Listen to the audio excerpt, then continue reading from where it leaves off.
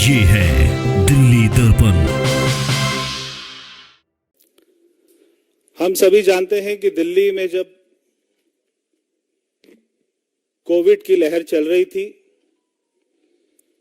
उस समय दिल्ली में दिल्ली सरकार अरविंद केजरीवाल एक नई शराब पॉलिसी लेकर आते हैं।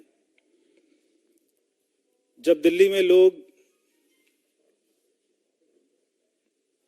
ऑक्सीजन मांग रहे थे, दवाई मांग रहे थे, तो एक नेशनल टेलीविजन पर राघव चड्ढा, इनके बड़े नेता, ने कहा कि अगर लोग मर रहे हैं तो मरते रहें, हम शराब की पॉलिसी को नहीं रोक सकते। तो ऐसी क्या जल्दी थी कि ये शराब की पॉलिसी लेकर आए कोविड के समय में? ये हमें आज उसकी सच्चाई का पता लगता है। मैं जांच एजेंसी को बधाई देता हूं इस बात की कि ये बहुत ही मास्टरमाइंड लोगों ने पॉलिसी बनाई थी। जो लोग अपने आप को IRS कहते हैं, जो लोग अपने आप को एक्स इनकम टैक्स कमिश्नर कहते हैं, वो लोग इसके मास्टरमाइंड थे। उन लोगों ने ये पॉलिसी बनाई और वो लोग ये सोचते थे कि वो कभी भी पकड़े नहीं जाएंगे। तो मैं जांच एजेंसियों को बधाई देता हूं कि उन्होंने इस पूरे मामले को क्रैक किया। वो इसकी सतह तक पहुंचे, कौन किससे मिला, कब मिला, कैसे मिला, कितने पैसे का लेन देन हुआ, एक्सचेंज हुआ, किसके घर में मीटिंग हुई। अभी जो कोर्ट की सुनवाई चल रही है उसमें भी ईडी ने जो बताया कि संजय सिंह दिनेश अरोड़ा और अमित अरोड़ा से मिलता रहता था और संजय सिंह के घर पर ही मुलाकात होती थी और उसके बाद में संजय सिंह ये सारे शराब माफियाओं को लेकर अरविंद केजरीवाल के घर जाते थे और ये भी बताया कि 3 करोड़ रुपया इन लोगों ने संजय सिंह को दिया।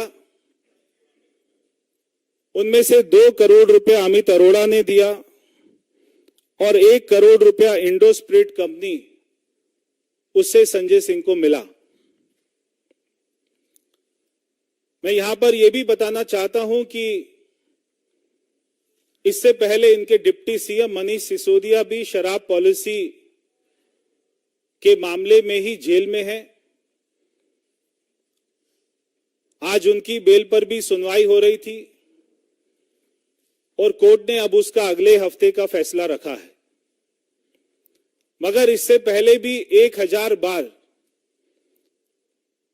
दिल्ली सरकार बहुत ही बड़े बड़े वकीलों को दिल्ली की जनता के टैक्स के पैसे से 60 करोड़ रुपए की अभी तक वकील की फीस देकर, जिसमें अभिषेक मनु सिंघवी जैसे बड़े वकील जो एक पेशी के 1 करोड़ रुपए लेते हैं, ऐसे वकीलों को खड़ा कर 1000 बार उन्होंने बेल एप्लीकेशन लगाई और हर बार उनकी बेल एप्लीकेशन को रिजेक्ट किया।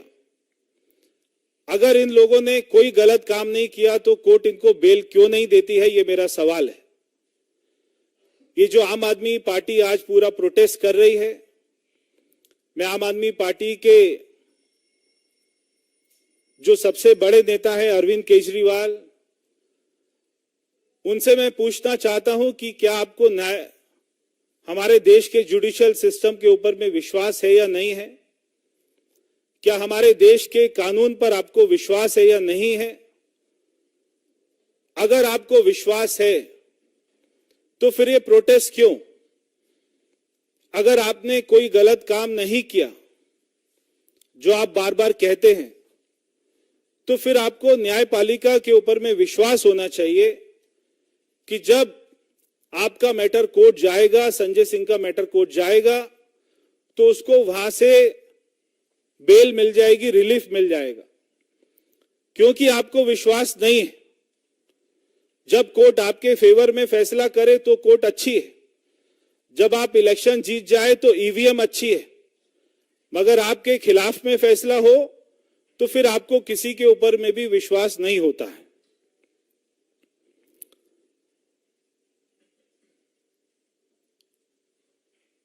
ये लोग बार बार कहते हैं कि क्योंकि इलेक्शन आ रहे हैं उसके हम उनसे डर गए, और ये अपोजिशन पार्टी जो इंडिया अलायंस बना है उसके ऊपर में अटैक है। हमारे प्रधानमंत्री जी ने कहा था कि ना मैं पैसे खाऊंगा ना किसी को खाने दूंगा। अगर कोई भी अपोजिशन पार्टी के लोग, किसी भी पार्टी के लोग अगर कोई करप्शन करते हैं तो उनको दुनिया की कोई भी ताकत जेल में जाने से नहीं रोक सकती है। और अगर आपने कोई करप्शन नहीं किया तो आपको फिर कोई भी जेल में नहीं डालेगा। क्योंकि इलेक्शन आ रहे हैं और आप एक अपोजिशन पार्टी का हिस्सा हैं तो आपका जो विक्टिम कार्ड है वो नहीं चलेगा। अगर आपके सत्येंद्र जैन ने कोई करप्शन किया है, जो पिछले 1.5 साल से जेल में है और जिसको जमानत नहीं मिल रही है, तो उनको कोई नहीं बचा सकता है। अगर मनीष सिसोदिया जेल में है तो उनको कोई नहीं बचा सकता है। एक के बाद एक आम आदमी पार्टी के बड़े बड़े लीडर, वो जो सबसे बड़ी जेल है तिहाड़ जेल और वो मेरी लोकसभा में है, वहां पर जा रहे हैं। अब हमें लगता है कि धीरे धीरे आम आदमी पार्टी का कार्यालय भी तिहाड़ जेल में खुलेगा, क्योंकि ये जो संजय सिंह है ये कोई लास्ट नहीं है। और भी बड़े बड़े नाम हैं जो ये पूरी शराब की पॉलिसी में इन्वॉल्व थे, और ईडी ने जो अपनी जांच करी है उसके पास में काफी एविडेंस है। और जो गवर्नमेंट अप्रूवर बने हैं दिनेश अरोड़ा, उन्होंने काफी बातों की जानकारी दी है। जब संजय सिंह को दिनेश अरोड़ा, अमित अरोड़ा के सामने बिठाया जाएगा और वहां पर उनसे सवाल पूछा जाएगा तो संजय सिंह केवल इतना नहीं कह सकते क्योंकि इलेक्शन आ रहा है और हम अपोजिशन पार्टी में हैं इसलिए हम पर अटैक हो रहा है। उनको जवाब देना पड़ेगा। अगर कोर्ट में उनका वकील काउंटर एविडेंस नहीं देता है तो उनको बेल कभी नहीं मिलेगी। इसलिए मेरा कहना है कि विक्टिम कार्ड खेलना बंद करें।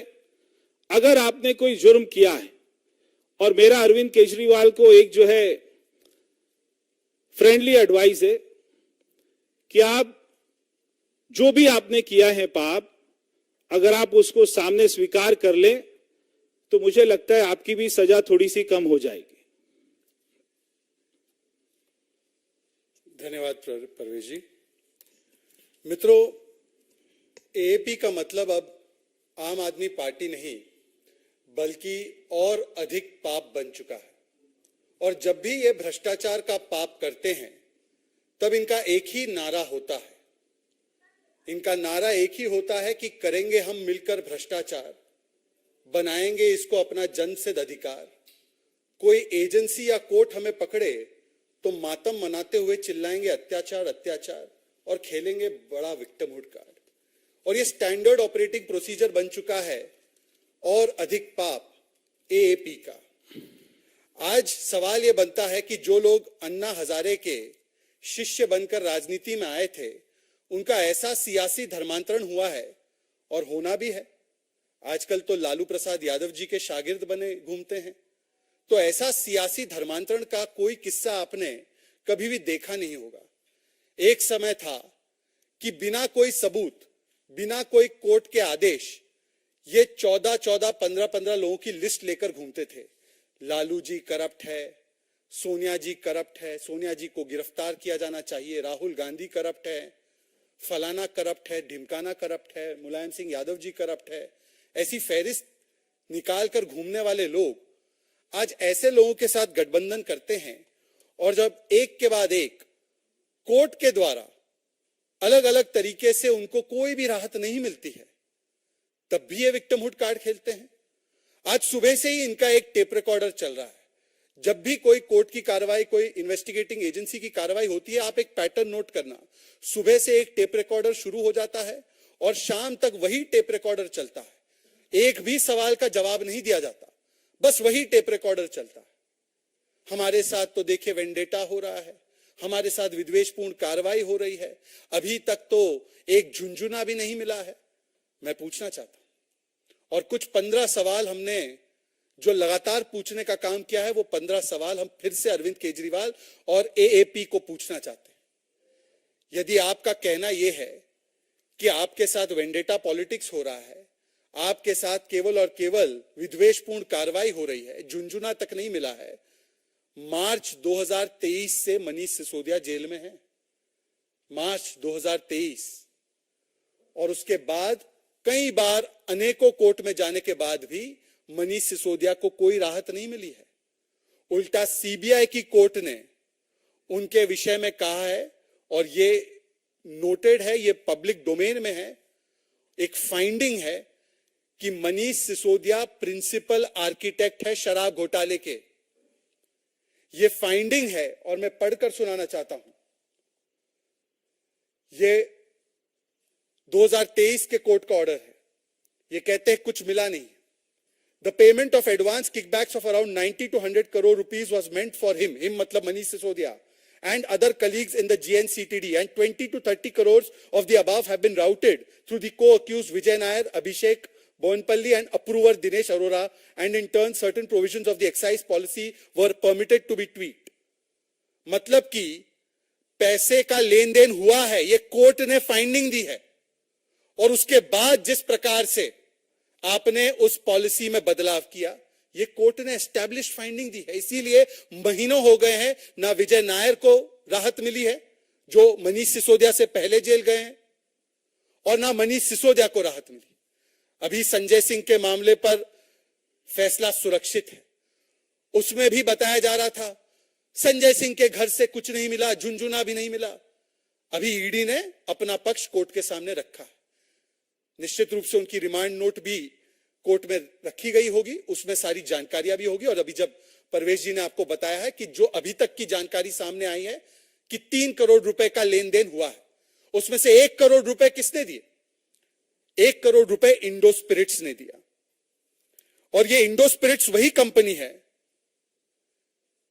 जिसको इस नई पॉलिसी में उसकी जो ब्लैक लिस्टेड कंपनी थी उसको ठेका नहीं मिलना था।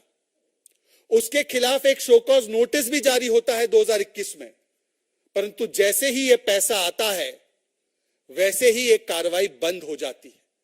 यहां पर तो सीधा सीधा क्विड प्रो को दिख रहा है। यह क्विड प्रो को एस्टैब्लिश हो चुका है, परंतु आज भी वही टेप रिकॉर्डर लगाकर वही विक्टिमहुड कार्ड खेला जा रहा है।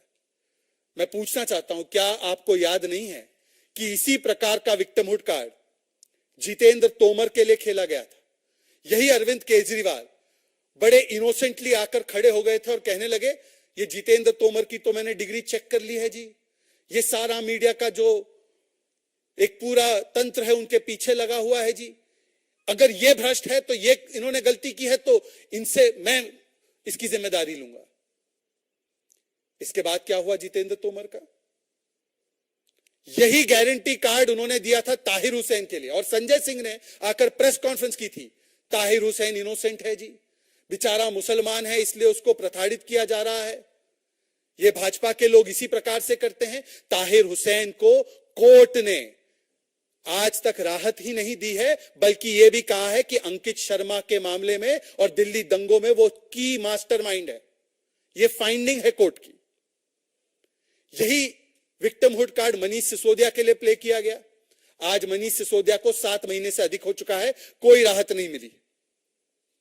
और इसीलिए आज इस मंच से एक बार फिर से भारतीय जनता पार्टी की ओर से कुछ स्पष्ट और कुछ स्पेसिफिक सवाल जिसके जवाब आना अति महत्वपूर्ण है। कोर्ट से जो भी आता रहेगा, अब थोड़ी देर में संजय सिंह के मामले पर भी आ जाएगा फैसला सुरक्षित है, परंतु इररिस्पेक्टिव ऑफ दैट, इस शराब घोटाले को लेकर जो कुछ सवाल आज तक जिसके जवाब आए नहीं है, और इस सवाल को कई लोगों ने उठाया, परवेश जी ने भी उठाया, क्या धवन कमेटी रिपोर्ट के विरोध में जाकर आपने 2.5% से 12% कमीशन बढ़ाई ताकि ये शराब घोटालेबाजों को मुनाफा हो? क्या इसका कोई बेसिस था? हां या ना? क्या आपने धवन कमेटी की रिपोर्ट खिलाफ जाकर होलसेल जो है वो प्राइवेट सेक्टर को दिया, जिससे कि कार्टेलाइजेशन हुआ, मोनोपोलीज बनी? हां या ना?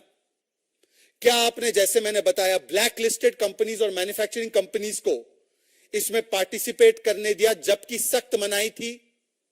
हां या ना?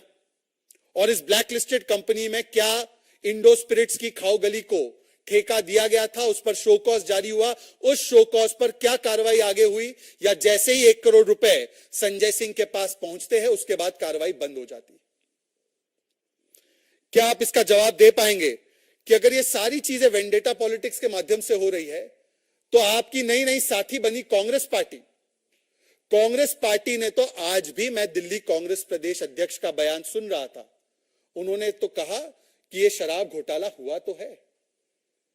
कॉस्मेटिकली वो चाहे जो भी कह दे, चाहे अजय माकन हो, चाहे दिल्ली प्रदेश के उनके अभी अध्यक्ष लवली जी हो, चाहे कांग्रेस के अन्य नेता हो अलका लांबा जैसे, ये तमाम नेताओं ने कैटेगोरिकली कहा है मनीष सिसोदिया, अरविंद केजरीवाल, संजय सिंह और ये पूरा जो इकोसिस्टम है शराब घोटालेबाजों का, उन पर कार्रवाई होनी चाहिए, शराब घोटाला हुआ है। और क्या कांग्रेस ने आज इसका स्टैंड बदल दिया है? कल शाम से एक भी डिबेट पर कांग्रेस पार्टी नहीं आ पा रही, बुलाए जाने के बाद भी। अब ये पता नहीं क्यों, उनसे पूछा जाना चाहिए। क्या कोर्ट्स भी वेंडेटा कर रहे हैं क्या? मार्च से लेकर अब तक, सितंबर अक्टूबर से विजय नायर जेल में है 2022 से, तो क्या कोर्ट्स भी वेंडेटा पॉलिटिक्स कर रही है? इसका भी जवाब आज तक नहीं मिला। एक आरटीआई आई है, दिल्ली सरकार की ही आरटीआई, और उस आरटीआई में साफ साफ कहा गया है कि इस पूरे स्कैम में लगभग 2000 करोड़ रुपए का नुकसान दिल्ली सरकार के राजस्व को हुआ। यह पहला ऐसा स्कैम था जिसमें कि ये बता रहे थे वर्ल्ड्स बेस्ट पॉलिसी है, इसमें दारू की सेल तो बढ़ गई, लिकर की सेल तो बढ़ गई, परंतु रेवेन्यू घट गई। और रेवेन्यू घटने का कारण ही यही था कि आपने अपने अपने शराब घोटालेबाजों को बड़ा मुनाफा कमाने दिया और सरकारी तिजोरी में सेंधमारी कर दी। अगर घोटाला हुआ ही नहीं अरविंद केजरीवाल जी, तो पुरानी पॉलिसी पर आज क्यों चले गए नई पॉलिसी को आपने चेंज करके? और अभी पुरानी पॉलिसी को हाल ही में एक्सटेंड भी किया गया। अगर आपका घोटाला हुआ ही नहीं है, शराब घोटाला हुआ ही नहीं है, तो बताएं किस प्रकार से 144 करोड़ रुपए का वेवर दिया गया इन शराब घोटालेबाजों को, वो भी उस समय पर जब कोविड का पीक काल था। कोविड काल में दो ही काम हुए, एक तो शीश महल बना और दूसरा 144 करोड़ का कभी वेवर दे दिया अपने शराब घोटालेबाजों को, कभी 30 करोड़ की ईएमडी जो रिफंड नहीं करनी थी, जिसको सरकार को रखना था, तो एयरपोर्ट जोन के लाइसेंस के बदले उस ईएमडी को रिफंड कर दिया गया। क्या ऑपरेशनल पीरियड लाइसेंस का जो 1 अप्रैल 2022 तक था, इसको बिना ड्यू अप्रूवल के 31 जुलाई 2022 तक किया गया? नहीं किया गया। क्या रिलैक्सेशन करके इस पूरी नीतियों में एक एक मोहल्ले में 2 से अधिक ठेके खोलने की अनुमति दी या नहीं दी? कहीं मस्जिद के पास ठेका खोल दिया, कहीं मंदिर के पास, कहीं गुरुद्वारे के पास, कहीं स्कूल के पास। अस्पताल तो कितने बने हर मोहल्ले में मुझे नहीं पता, कितनी सेवाएं दी हर मोहल्ले में नहीं पता, पर हर मोहल्ले में 2 से अधिक ठेके खोलने का काम अगर किया गया तो वो अरविंद केजरीवाल के द्वारा किया गया। और कौन सी पॉलिसी के तहत पूछा गया कि इसको खोलना है नहीं खोलना है? इन्होंने तो कहा था कि हम जनता से पूछकर ये निर्णय लेंगे। क्या जनता से पूछा गया था? इसके बाद सी अरविंद, जो कि सेक्रेटरी है मनीष सिसोदिया के, वो स्टेटमेंट देते हैं, और ये मैजिस्ट्रेट के सामने स्टेटमेंट दिया गया है कि स्वयं अरविंद केजरीवाल के घर पर पॉलिसी को ट्वीक करके शराब घोटालेबाजों को मन मुताबिक पॉलिसी बनाकर देने का काम किया गया।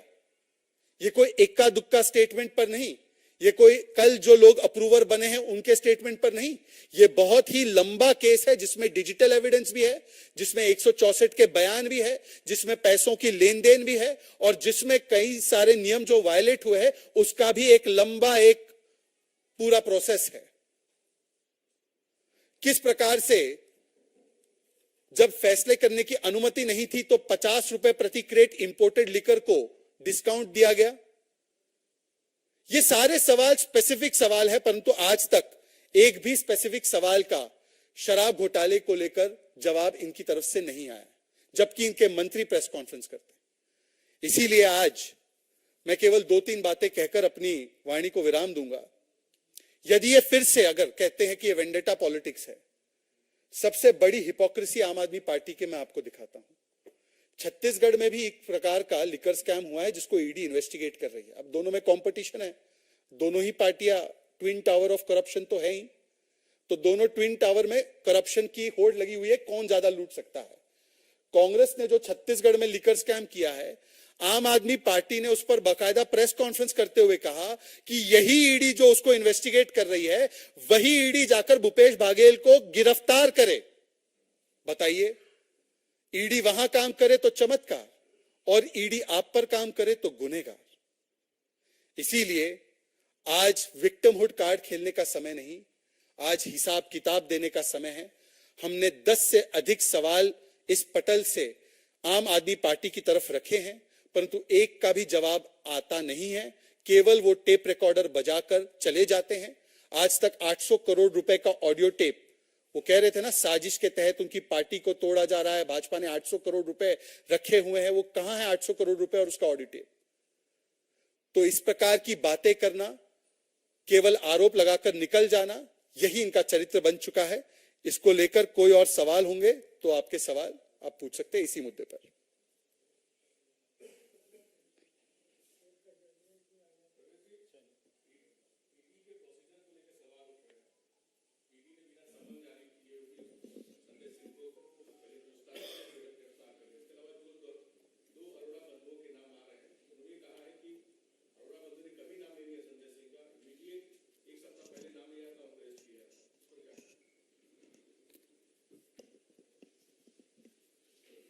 दिनेश अरोड़ा जो गवर्नमेंट अप्रूवर बन गए हैं, उन्होंने साफ साफ कहा है कि वो संजय सिंह के घर पर और अमित अरोड़ा के साथ में जाकर पैसे देकर आए थे, और उसके बाद में ये संजय सिंह जी ही थे जिन्होंने उनको ले जाकर अरविंद केजरीवाल के घर पर जाकर मीटिंग कराई और उनको बताया कि पैसे कहां पर डिलीवर करने हैं।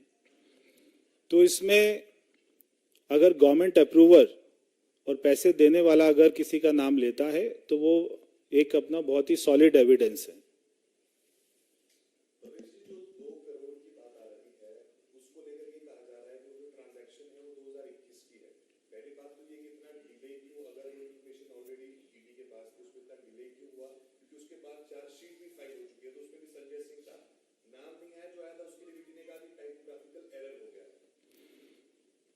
देखिए, 2 करोड़ आया, वो कहां पर गया, और जो लोग ये आरोप लगा रहे हैं उनकी कॉल की लोकेशन क्या है, वो कौन सी डेट पर मिले, वहां पर सीसीटीवी कैमरे की रिकॉर्डिंग क्या है, ये एक अपना बहुत ही लंबा प्रोसीजर है।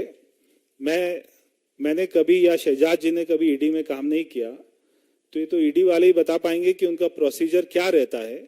मगर मैं समझता हूं कि इतना जो ईडी ने अच्छा काम किया है, इसके लिए मैं उनको बधाई देता हूं। और अरुण जी, आपकी बातों को अगर उसी प्रकार से लिया जाए तो एक चीज तो स्पष्ट है कि ये वेंडेटा पॉलिटिक्स तो कहा नहीं जा सकता। दोनों चीज तो एक साथ नहीं कह सकते आप कि वेंडेटा भी हो रहा है, और जो आपने अभी एक टिप्पणी कही है, वैसे आप ही लोगों की टिप्पणियां ये भी फ्लैश हो रही है कि किस प्रकार से दिनेश अरोड़ा ने कहा है कि संजय सिंह प्रभावित व्यक्ति है, और उनका पहले नाम नहीं लिया गया था क्योंकि विजय नायर ने उसको धमकी भी दी थी, और अभी और भी 2 नाम हैं। तो ये भी बातें चल रही है। मुझे लगता है कोर्ट का जो भी प्रोसीजर है, आज जो 10 से 12 सवाल पूछे गए हैं और जो शराब घोटाला निश्चित रूप से हुआ है, उस पर स्पष्ट जवाब देने के बदले अरविंद केजरीवाल इधर उधर की बातें ना करे और बताए कि क्या कोर्ट भी उनके खिलाफ वेंडेटा कर रहा है, और क्या उनकी कांग्रेस पार्टी जो इसको शराब घोटाले को आज भी मानती है कि ये घोटाला हुआ है, क्या वो भी उनके खिलाफ विद्वेषपूर्ण कार्रवाई से तने हुए हैं क्या? इसका जवाब देना चाहिए।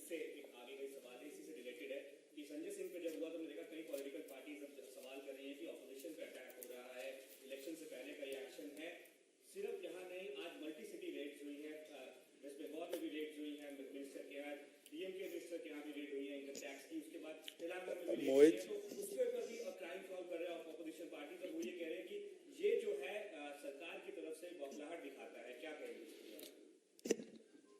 ये जितनी भी पार्टी हैं जो आज इंडिया अलायंस का हिस्सा हैं, इन्हीं सब पार्टियों को 2014 में, 2013 में अरविंद केजरीवाल सभी पार्टियों को चोर, डाकू और ये सब बोलकर आए थे, और आज उसी ये इंडिया अलायंस का हिस्सा है। मैं पूछना चाहता हूं कि अगर ईडी या सीबीआई जो चोर है, अगर किसी ने भ्रष्टाचार किया है और वो उसको पकड़ने का काम कर रहे हैं, तो ये एजेंसी का गुड यूज है कि मिस यूज है? अगर कोई अच्छा काम कोई कर रहा है तो हमें उसके लिए उसको बधाई देनी चाहिए। अगर कोई करप्शन कर रहा है और ईडी या सीबीआई उसको नहीं पकड़ रही है, जैसा कांग्रेस के समय में होता था कि उन्हीं के सारे कांग्रेस के नेता ऐसे स्कैम करते थे और ये एजेंसियां घर पर अपना ताला मारकर, ऑफिस में ताला मारकर बैठी रहती थी, कोई किसी को अरेस्ट नहीं करती थी, कोई किसी को चार्जशीट नहीं करती थी। अगर ये सारी एजेंसी आज ये सारे लोगों को पकड़ने का काम कर रही है और सारे एविडेंस के बाद कर रही है, तो इसमें हमें एजेंसी की तारीफ करनी चाहिए या नहीं करनी चाहिए? और जहां तक एजेंसीज का बात है, लालू प्रसाद यादव 4 बार कन्विक्टेड है। क्या अरविंद केजरीवाल उन्हें कन्विक्टेड मानते हैं? और अगर मानते हैं तो उनके साथ गठबंधन में क्यों है?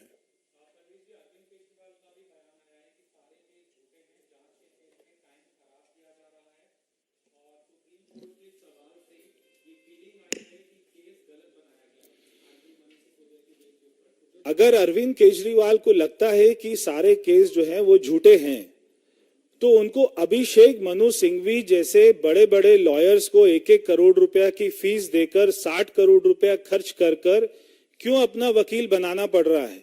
जो गवर्नमेंट पैनल पर, जो दिल्ली गवर्नमेंट के पैनल पर उनके लॉयर्स हैं, वो उनसे क्यों नहीं केस लड़वा रहे हैं? क्यों उनको इतने बड़े बड़े वकीलों की अपना मदद लेनी पड़ रही है? अगर ये केस झूठे हैं तो क्यों इनके नेताओं को अभी तक बेल नहीं मिल रही है? क्यों मनीष सिसोदिया को बेल नहीं मिल रही है? क्यों सत्येंद्र जैन पिछले 1.5 साल से जेल के अंदर है? अगर ये सारे केस अगर झूठे हैं तो मैं समझता हूं कि अरविंद केजरीवाल को इस बात का जवाब देना चाहिए कि सबसे पहले वो ये बताएं कि उनको न्यायपालिका के ऊपर भी विश्वास है या नहीं है। वो सबसे पहले इस बात को क्लियर करें। अगर वो कहते हैं कि विश्वास है तो उनको वेट करना चाहिए, पेशेंस रखना चाहिए कि कोर्ट क्या फैसला देती है। और अगर वो कहते हैं कि विश्वास नहीं है तो फिर कोर्ट इस बात का संज्ञान ले। और किसी को अभी तक कोई क्लीन चिट मिली नहीं है, उनसे पूछिए एक बार कि यदि कोर्ट फाइंडिंग देता है कि प्रिंसिपल आर्किटेक्ट है वो शराब घोटाले के मनीष सिसोदिया, और कहता है कि किस प्रकार से 90 से 100 करोड़ रुपए किकबैक के रूप में मिले, तब चयनात्मक रूप से उसको तो नकार देना है और चयनात्मक रूप से एक टिप्पणी को लेकर फिर से एक बार विक्टिमहुड कार्ड खेलना है। मुझे लगता है कि ये केवल अरविंद केजरीवाल ही कर सकते हैं। उनको सुप्रीम कोर्ट और कोर्टों की बातों पर भरोसा है, तो अभी तक, आज तक विजय नायर को क्यों बेल नहीं मिली है? धन्यवाद। लेटेस्ट खबरों के लिए सब्सक्राइब करें हमारा YouTube चैनल या फिर लॉग इन करें www.delhidarpantv.com। खबरों की कवरेज और विज्ञापनों के लिए संपर्क करें।